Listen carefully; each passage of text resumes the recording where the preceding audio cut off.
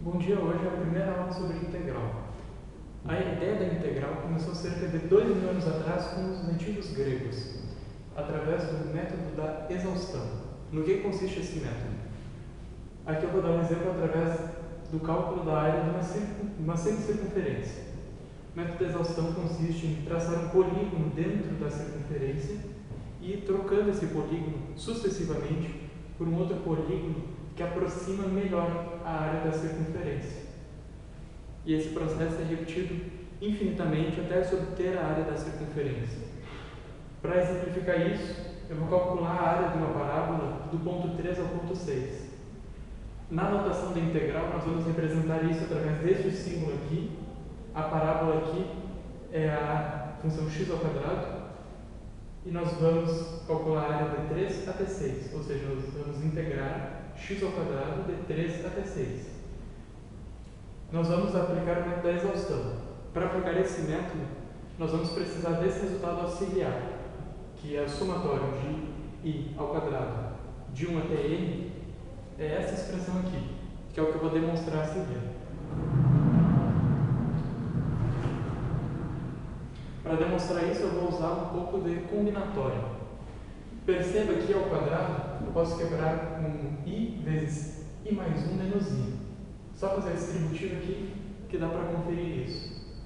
Mas i vezes i mais 1, perceba que isso pode ser escrito como duas vezes a combinação de i mais 1 elementos tomados 2 a 2.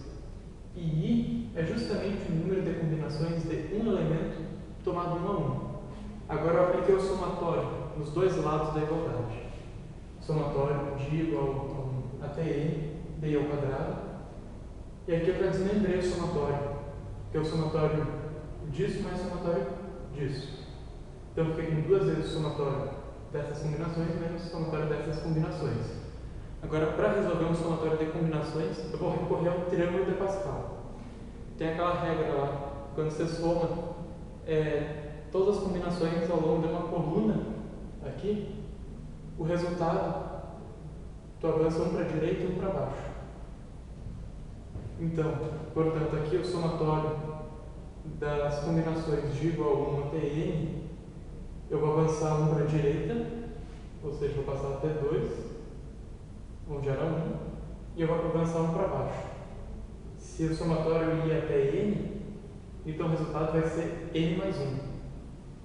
E esse somatório aqui eu reescrevi ele ia de igual a 1 até n, mas aqui eu tenho i mais 1, então eu troquei por i igual a 2 até n mais 1, porque ele não começa no i igual a 1, ele começa em outra camada aqui, ele começa na camada 2.